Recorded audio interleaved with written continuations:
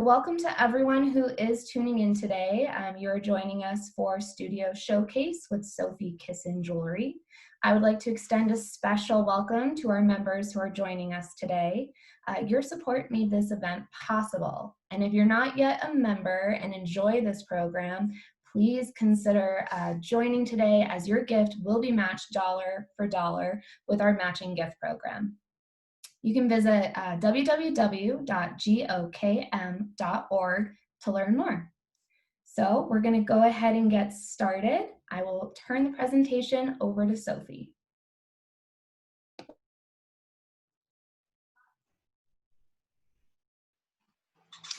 Hello, thank you all for joining me here in my studio in Albuquerque. I am, once again, my name's Sophie, and I'm a jewelry artist and metalsmith currently based in Albuquerque, New Mexico. And I'm really looking forward to telling you a little bit about my work, how I got to this interesting career, and some of the things that inspire me, and then I'm going to do a studio tour and a demonstration, and then even a hair tutorial. So yeah, so without further ado, I'll start my presentation.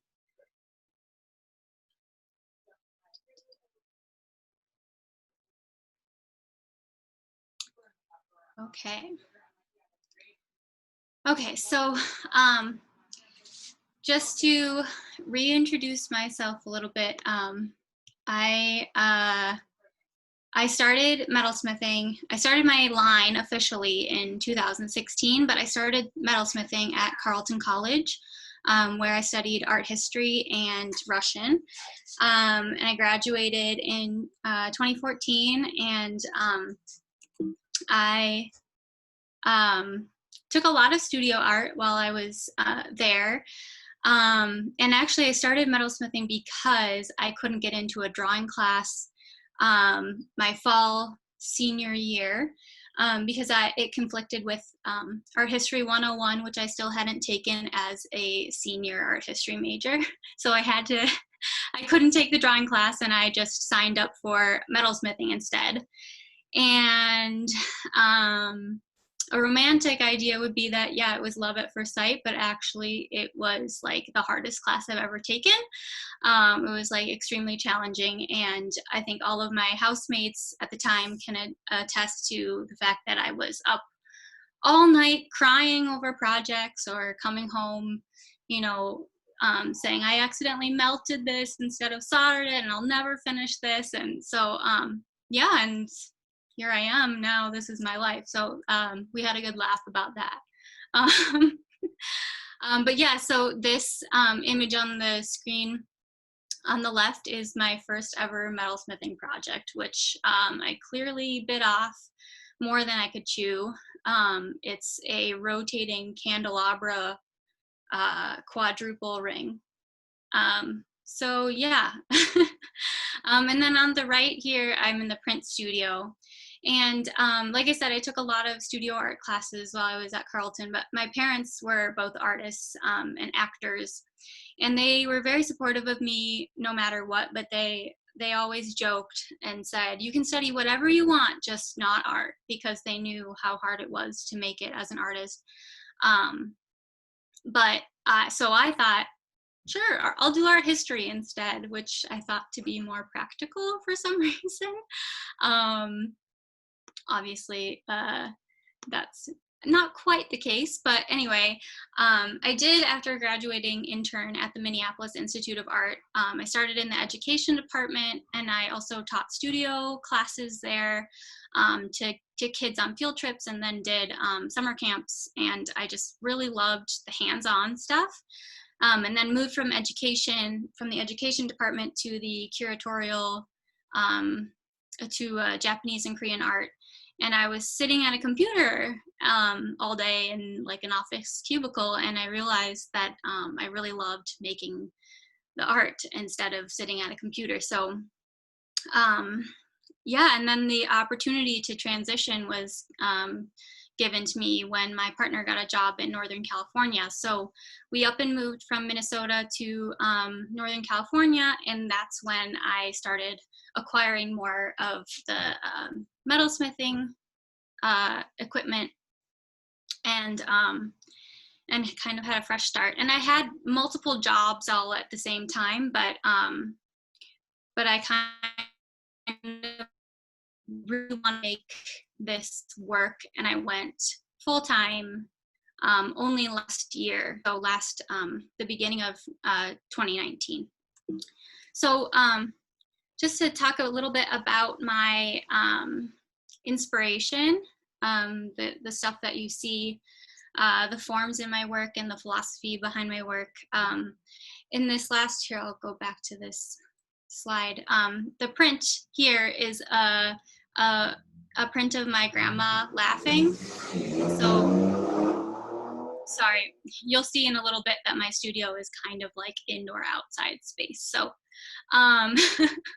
so there's a little bit of street noise, but so there's my Grandma Lou in the left hand corner. And so a lot of my work and the stories behind my pieces are inspired by the stories of my family. I am really proud of my eclectic immigrant background. So my mother's side is Filipino, and my dad's side is Finnish and Russian Jewish. So you see that crop up. And yes, my last name, Kissin, is actually my last name, and it's a Russian Jewish last name. Lots of people think it's just a cute brand thing that I picked, but no.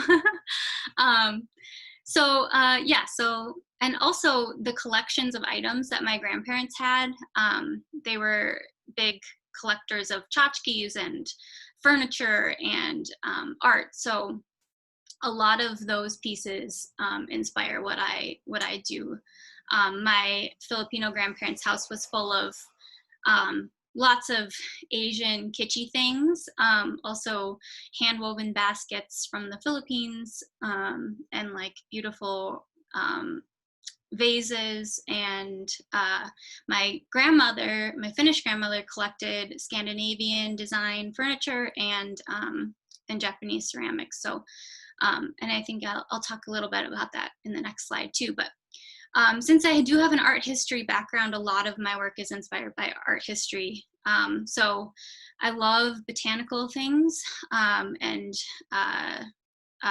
Prince botanical illustration, like those of Maria Sibylla Merian, and also the arts and crafts movement has a lot of that botanical themes and motifs. I really love Chinese ink painting and literati painting, and that goes with the actual visual concepts that are expressed, but also the philosophy of abstracting nature and kind of meditating in it.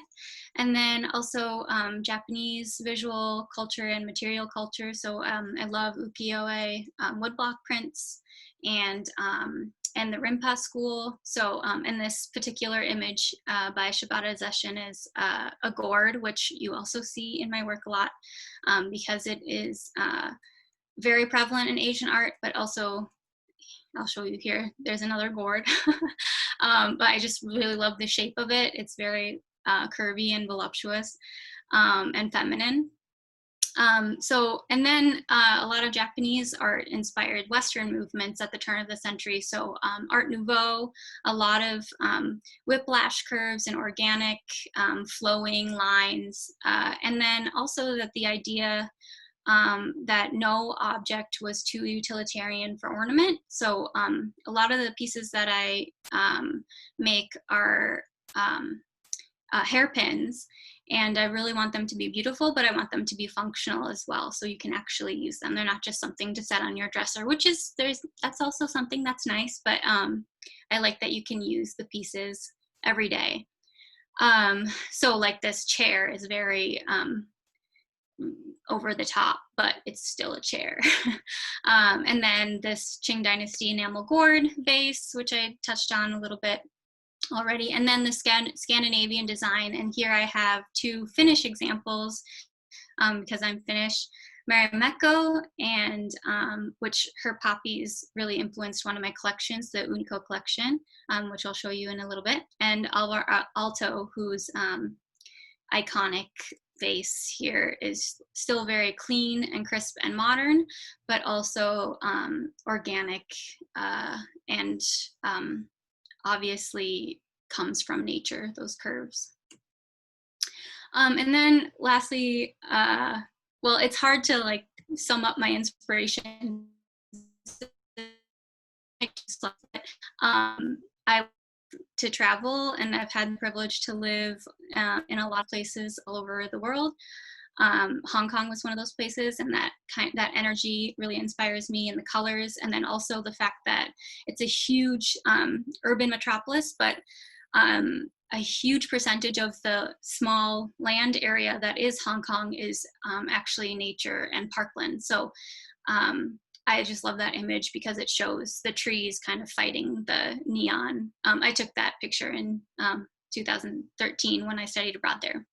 And then where we lived in Northern California was very remote in the Plumas National Forest.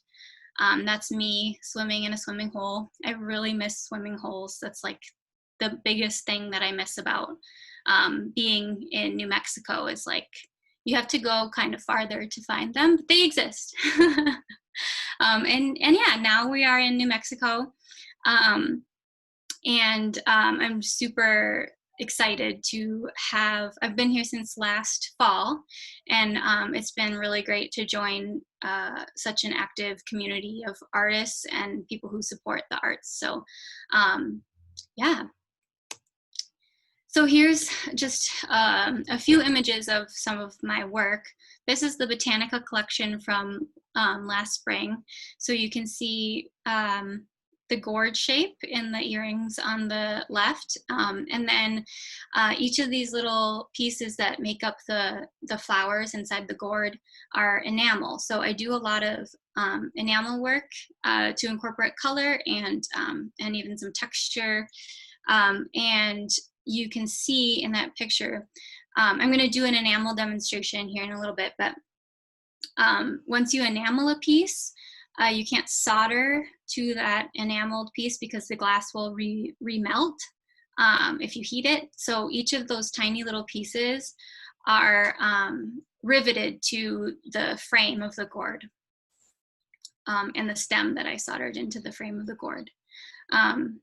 One of my teachers at Carleton really loved when you couldn't figure out how a piece was made. And so it's kind of like a extra challenge for me.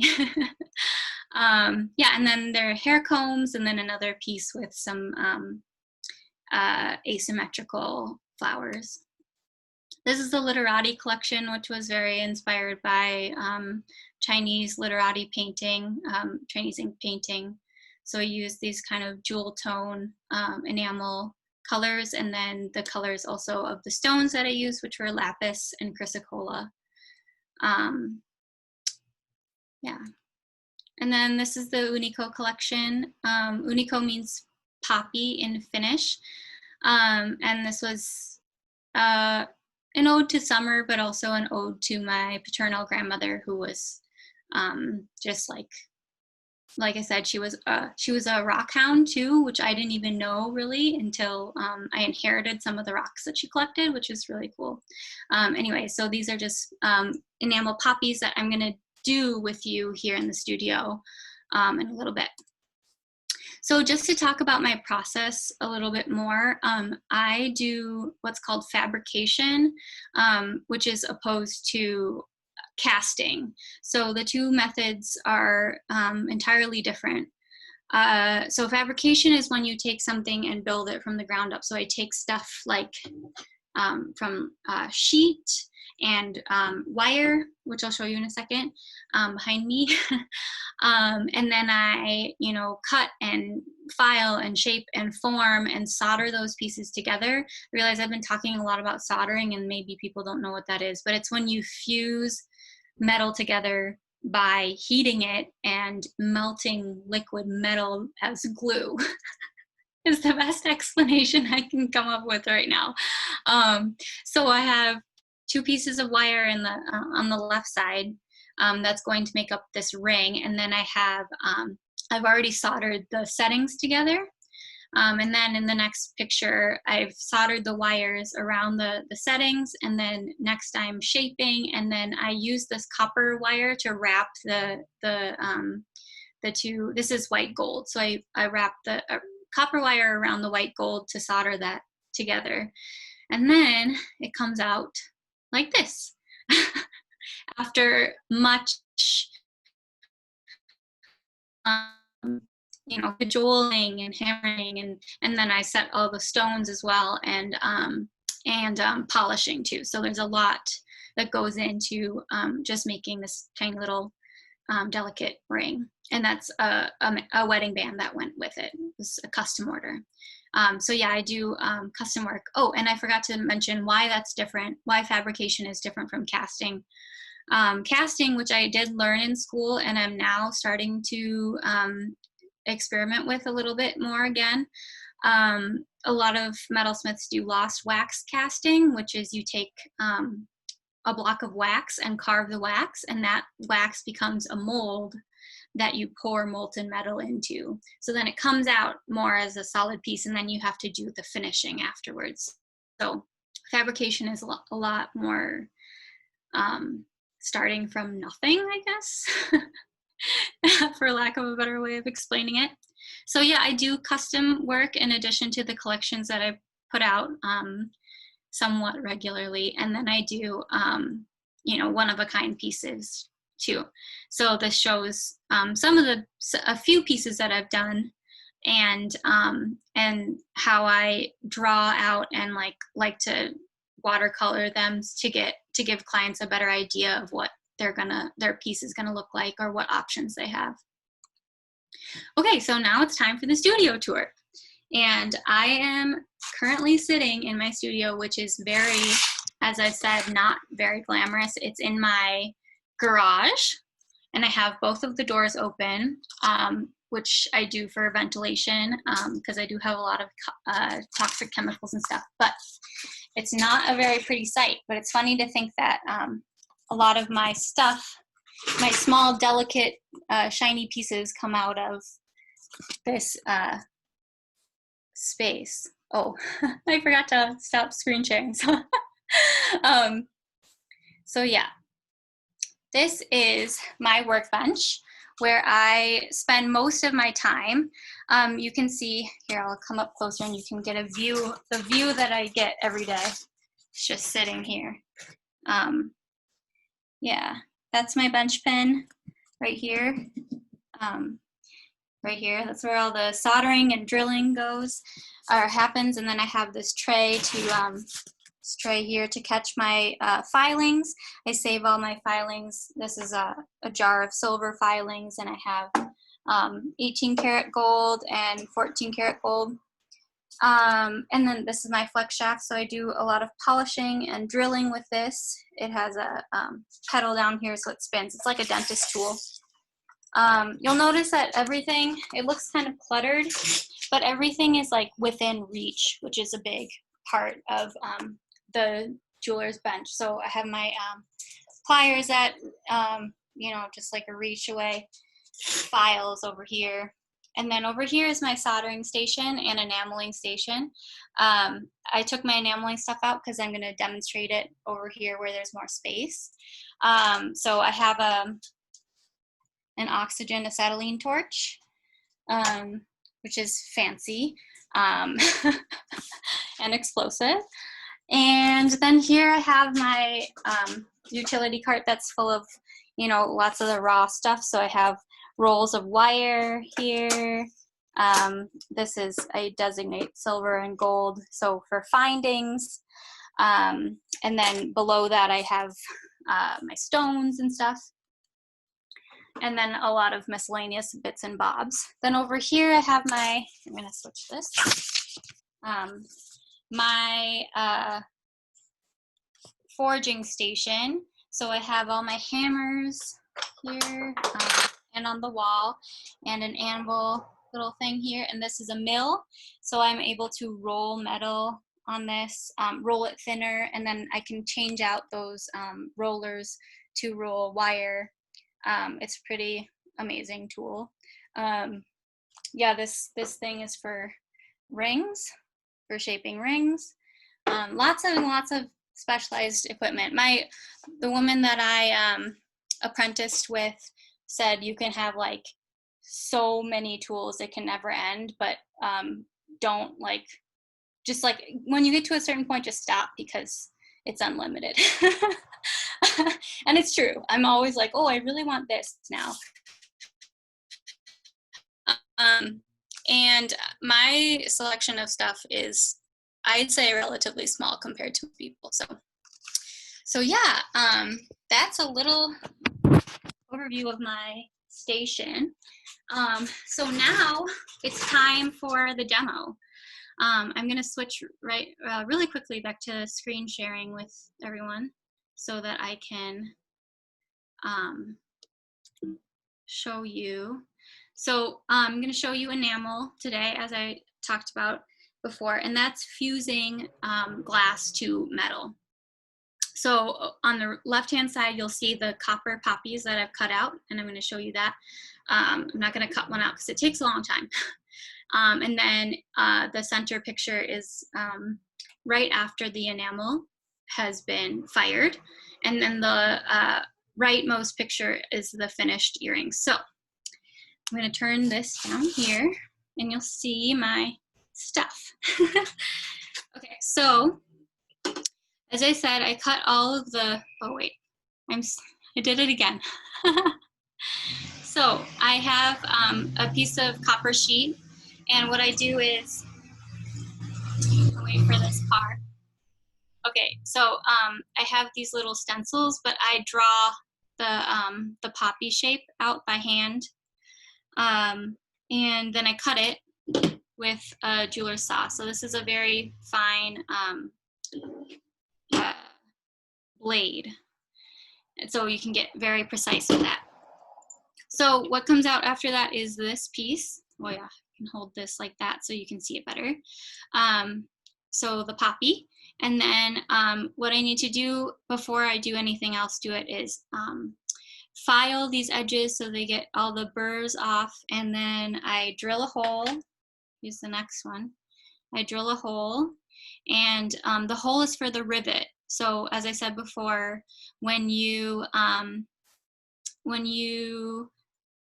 enamel something, you can't solder to it afterwards because you're going to melt the glass. So then I dome it on here,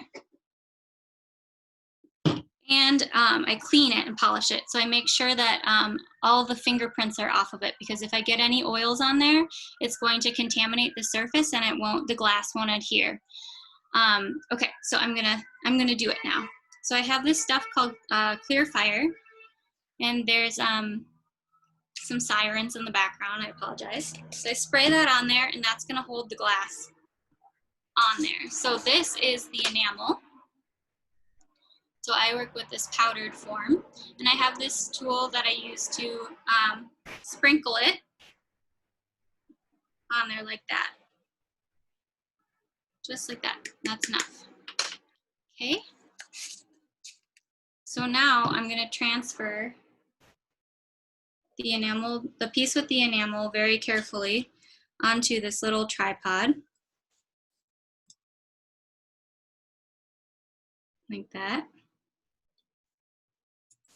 Okay, and then I just want to make sure that the hole is still open, because if that's not open, then I have to re-drill it, and sometimes the glass breaks. So I just have a little needle that I use to clear that space. Okay, so now I'm going to bring over this stand and carefully move this up.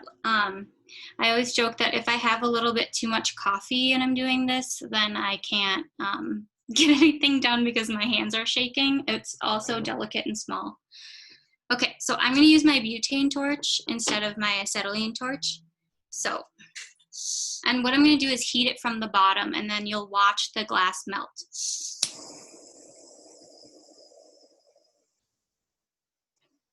You can see a change in color. So this is what we call the sugar stage. That's when the crystals of glass turn to sugar. And then you see the piece glow red hot, and then the glass goes liquid. Then I can take it away because it's all laid out evenly, and the texture that I observed is right. So now it's going to be cooling, and you'll see that the color change as it cools. So that was red, and right now it's like it's getting cooler and cooler. So yeah, you can watch that process. And then actually I do is I go back. So I need to put this piece in the pickle, which is an acid bath, and that takes off the oxidation that happened when I heated it. So I'm going to show you once this is once this is cool enough to show you, I'll show you the back of it, but it's blackened. But when I put it in the pickle, it'll come out clean again, and then I polish it. And then to get that poppy effect, I go back in with black. So I have black. I'm not going to do it today because it's just like too many steps. But this is the, you can see this piece. That's what the black looks like on top. So now if we go back to this, it looks more red. And when we come back to it even a little bit later, it'll look probably brighter, and even after the pickle will look brighter. So what I'm going to do now is show you really quickly riveting with this piece that I showed you right here, the finished one. So this is a finished earring right now.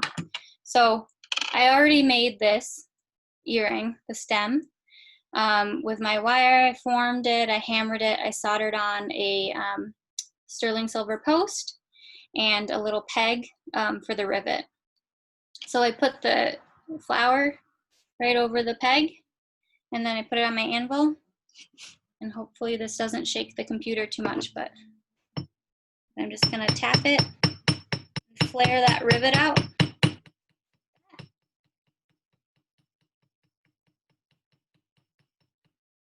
And there, it's attached.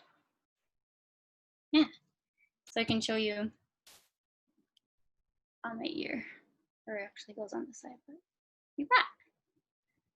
So that's how the enamel works. All right, okay, and we'll go back to the presentation here a second. And look, it's bright red now. So it's really fun to like watch that process. Sometimes I feel like a mad scientist in here. Okay, so just a few more slides on my presentation. So I'll go back to sharing my screen. Okay, so in addition to showing my process a lot on Instagram and on Facebook, I also do tutorials with my hairpins. So actually I'm wearing one right now, and you can find those on my YouTube channel or on my website or on my Instagram, but this video, the embedded video, doesn't work so well, so I'm gonna show you how to do that right here. So I have one in my hair right now. I hope you can see me. Yeah. So this is the Unico hairpin too. So you know how I made this now. And this is just a simple bun. So can you see me? I'll angle it this a little bit better. Yeah. Okay. I'm gonna twist. And then take my hairpin like this in the corner, stick it in through the bun, and then pop it out the other side. Ta-da!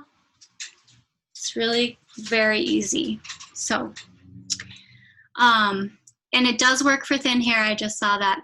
It really is just about the method and not about the hair texture. I find that if you practice and know how to do it right, then it works on pretty much every hair type. Okay, so back to screen share. All right. And then one of the founding principles of my jewelry business has always been accessibility, inclusivity, and giving back to the community. Um, so for example, all of my models are Black or Indigenous people of color, or people of color, not, yeah, it's hard to say it actually all out, the acronym. Um, so basically I wanted there to be representation for people who look like me, long story short. So in this photo shoot, all of the models are people of color, and actually also all of the people who worked behind the scenes were people of color. So the photographer, the hairstylist, and the makeup artist. So I love to uplift people of color, especially women of color. They're all women of color, wherever I can. And I hope to continue that as much as I can throughout the lifespan of my business. I have a full diversity and equity and inclusion statement on my website, which you're welcome to read and let me know what you think about that. And then also giving back. So I do a lot of donation campaigns, and I also wanted to mention that the woman who did the makeup in this photo shoot and for another previous one was my cousin, and she, Ariana, passed away unexpectedly last year. So a lot of my motivation for doing good with my business comes from her, and yeah, I'm like creating a legacy for her. So and that concludes my presentation. So thank you so much for listening, and I'm really looking forward to answering some questions from you. Stop screen sharing. All right, thank you so much, Sophie. That was a really wonderful presentation. I've never seen enamel actually created, and to see the color change is just unbelievable. So hopefully for some of our viewers, that was their first time seeing it as well. So we did have some questions come in, and one question is, how do you decide quantities when you're planning on releasing a new piece to the public? Yeah, that's a great question. So as you can probably see, or I guess I didn't mention, it's just me right now making stuff. So yeah, every piece is on my website is either made to order or made in a small batch. And how I determine that, I mean, for me, it's like really difficult to figure out because I don't know how something is going to be received. So usually if it's part of a collection, I usually just make it to order. And then with some exceptions, like the capsule collection, I just made kind of as much as I possibly could before the release that I set for myself. So, those pieces do come back occasionally, and then some others don't, because I literally don't have any more of those stones. I find a lot of stones sometimes at thrift stores, or I take them from other things and reuse them, or people give me their rock collections or bead collections. So if a particular piece or set of pieces used those stones, then I literally can't make them again. So yeah. Great. I think it's really interesting how you do the small batch model. And I know you have a lot of like capsule collections, and I've definitely noticed that more and more people seem to be paying attention and like setting a reminder for when Sophie's going to drop a collection. So it's really great to see that. How did you come up with that business model? Is that something that you knew you were going to do when you started this, or it just happened? I think so I've done a lot of, as I said, I don't have a formal business education. I've done some online stuff, and then listened to specific mentors. And so that's just something that I've kind of picked up other people doing, is a way to build anticipation for a release. And it also gives me something to work towards, as opposed to just like sitting and waiting for like an order to come in, you know? um, so yeah, it was just kind of an idea that I got from watching other people in the industry. We had another question come in. How do you handle being both an artist and a business owner? Oh yeah, that's a really good question.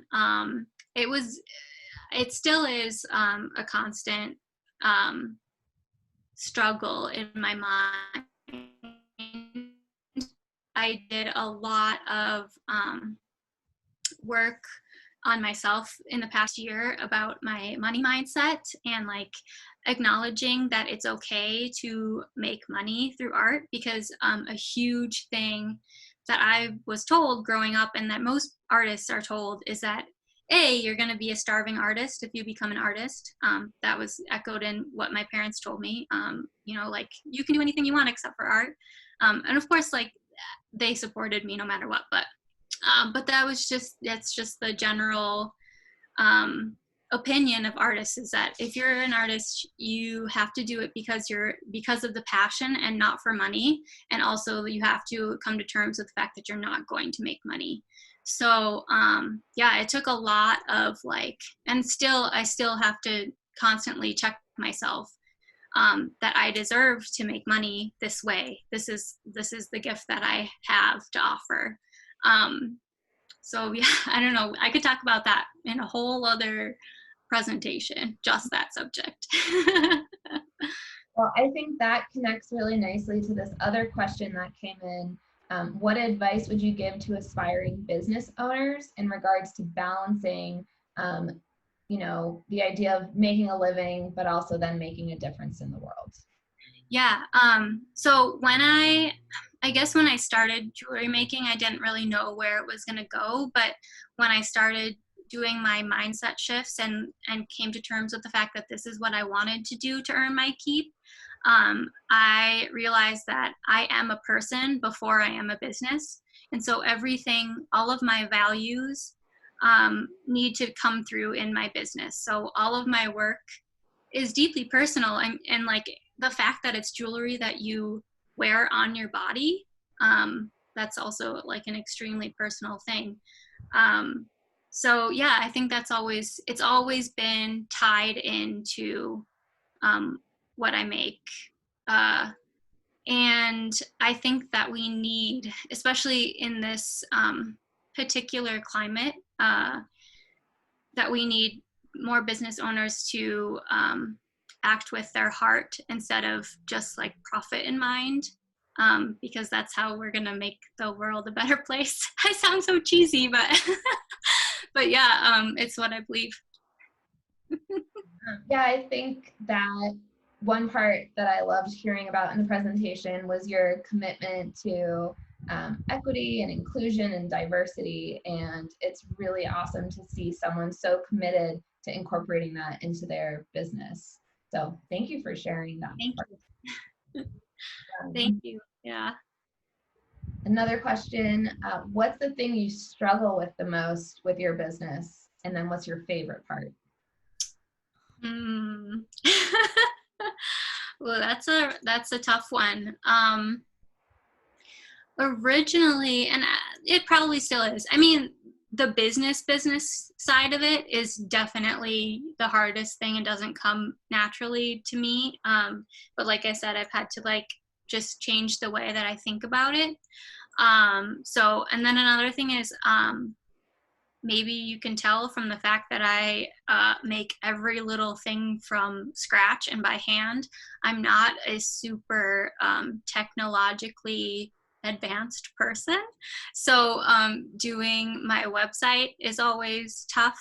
I'm getting a lot better at it. You just get better with practice. But there's a lot of me sitting and staring at my computer and like wanting to cry. So, and that's why I wanted to bake jewelry to begin with, was I did not want to be sitting at a desk and looking at a computer all the time. So whenever I have computer work, I'm like, oh. I think that a lot of us can probably relate to that, especially the past few months. I'm spending more time Oh, in yeah. front of the computer than I ever have before. Yeah, yeah. I mean, me too. That's like how we socialize now too. So yeah. To talk a little bit more about the artistic process, are there any materials that you haven't worked with yet that you're interested in working with? Yeah, that's tough. Like I said, I'm getting back into casting a little bit, which is really fun, because I can just add so much dimension to a piece. So I am working a lot on my wax carving skills, which is like an entirely different skill set, and along with it being an entirely different set of tools. Um, and actually, so I forgot to mention this, but I did apprentice with a goldsmith, and she was when I was in school, I learned, it was an art class. It was a studio art class. So we did a lot more conceptual stuff and like sculptural things. And we learned how to do the mechanics of fabrication, um, but it was much more focused on art. So when I was apprenticing, I learned a lot more of the craft. And so I'm always trying to, and so I did that for a year and a half, which like seems like a long time, but like she had so much to teach me. She was a master goldsmith and had done it for 35 years. And so there's so much more for me to learn. So I'm always, even last night, I went down a rabbit hole on YouTube about like just like clicking from one thing to the next with stone setting. And then the other woman that I worked for, her name is Deborah, and she was a jeweler too, but she did more non-traditional materials. So her stuff was with birch bark, and then like wire wrapping and stuff. So that was really fun to be able to work with an entirely different material. So I do really like to work with found objects, and I think I'd like to do more of that. I do have a upcoming collaboration with my friend Ellie, who's an artist, and she currently lives in Alaska, but she's moving to Hawaii. So she sent me a bunch of shells. I actually have some on my bench right here.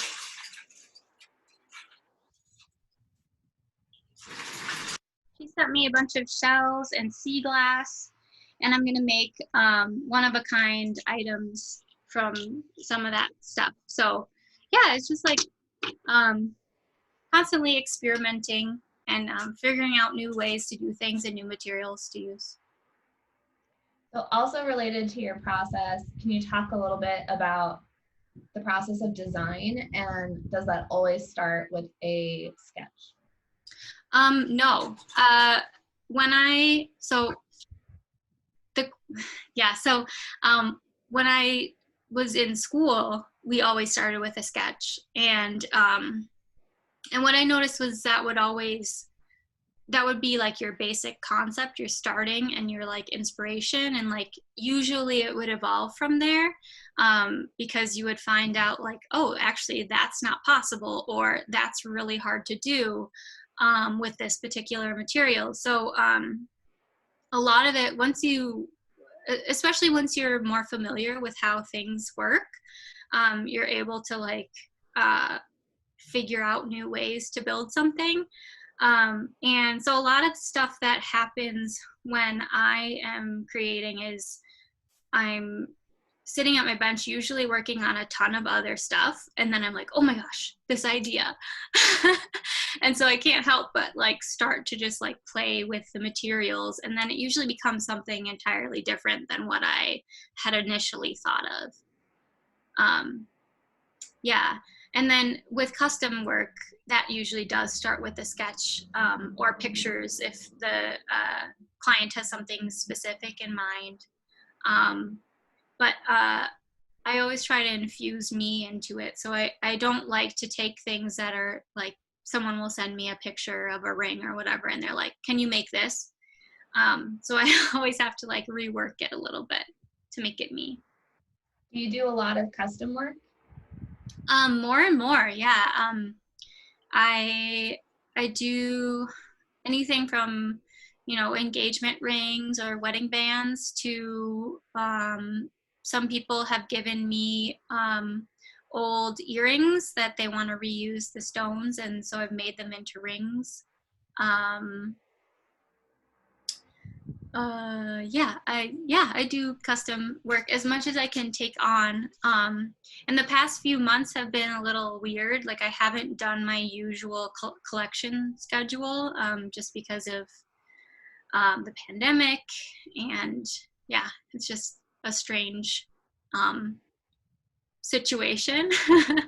Also, that I usually sell in person. All of my markets have been canceled for obvious reasons. So yeah, it's been a interesting switch to focus a lot on self-promoting through social media and website stuff. So You froze there for a little bit, but I think what you said was that you usually sell at art markets. So you're setting up booths and connecting with people in person, but of course the right. pandemic is not letting that happen. Exactly. Someone asked if you ever use clay to work out ideas for different projects. Oh, yeah, that's a good question. I have before, but usually I have like Sculpey clay, and it's just like kind of too different from metal. So, because it just, unless I bake it, it kind of flops around. So, usually if I'm working out an idea, I just play with the actual wire. And what I have copper wire and brass wire, so they're less expensive. I would never like just like use silver or gold to like play with. um, yeah, and a lot of and this actually goes back to accessibility. A lot of the pieces that I do are in brass, which is just more affordable. So I'm able to price pieces that are handmade lower than probably what you would see elsewhere. But I'm always happy to make them in silver if you ask me, or in gold, even if you want that too. So. Great. So we have a couple more questions. How do you zone into your own style and voice with so many other people's jewelry and styles out there, especially with social media as your main marketing and connecting tool? That's a really good question. Yeah, I don't know. I think it's like it's part of my philosophy, or maybe just like ingrained in my mind, and maybe it has to do with like being an American and being an individualist, that like I really feel like I need to always have pressure to put out something very original. And yeah, it's definitely a challenge. I just know that certain things, I don't know, it just kind of clicks where like certain things are something that I would make, whereas others are not. It's hard to explain. It's just like kind of innately my thinking and my inspiration, and but yeah, I don't really know how to answer that question. Basically, I don't like to do, I think that's kind of why I have so many different kinds of hairpins, is because like I keep coming up with new ways to do it. And so, yeah, and just like experimenting constantly to come up with something very new. So speaking of that, do you have any new projects or anything new you're working on? I know you mentioned the collaboration with your friend, but besides that, do you have anything else that you'd be able to share with us? Yeah, so tomorrow I'm putting out a raffle item that I just finished. So that it's going to be, I think, a month long of selling raffle tickets, which will be like virtual donations, I guess, and then all of the money is going to go, I haven't decided yet where, so I have to decide that tonight or tomorrow morning, but it's going to go to something with either Black, probably Black healing or Indigenous issues. Maybe split. So that's a special one-of-a-kind piece that I'll put out tomorrow.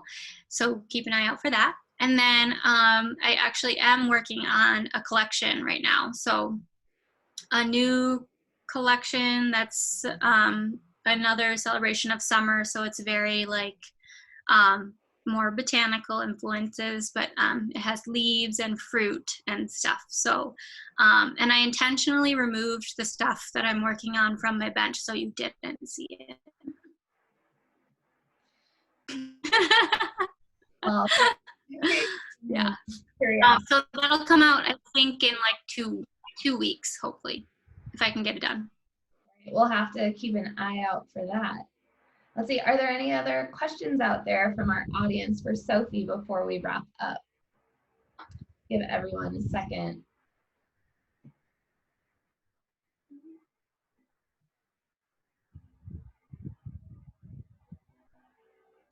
All right, well, I think that's it. Sophie, thank you so much for answering our questions. Thank you for the demonstration. That was just so fascinating. And it's been a joy talking to you. I have failed to mention, and Melissa just put this down in the comments, but as part of this program, we are doing a month-long virtual pop-up store on the O'Keeffe Museum store website. There's a link in the chat, or you can go to gokm.org/showcase. We'll be featuring some of Sophie's work. And I also just want to invite everyone to join us at our next online program, which is going to be Breakfast with O'Keeffe Online, Equal Under the Sky. That'll be on Wednesday, August 5th at 9 a.m. You can register at gokm.org. And lastly, I just want to thank our members one more time. Your support made this possible. And if you're not a member and enjoyed our program, please consider joining today, as your gift will be matched dollar to dollar with our matching gift program. So again, you can go to gokm.org for more information on that. So thank you so much, Sophie. Thank you everyone who joined us this evening, and have a beautiful night.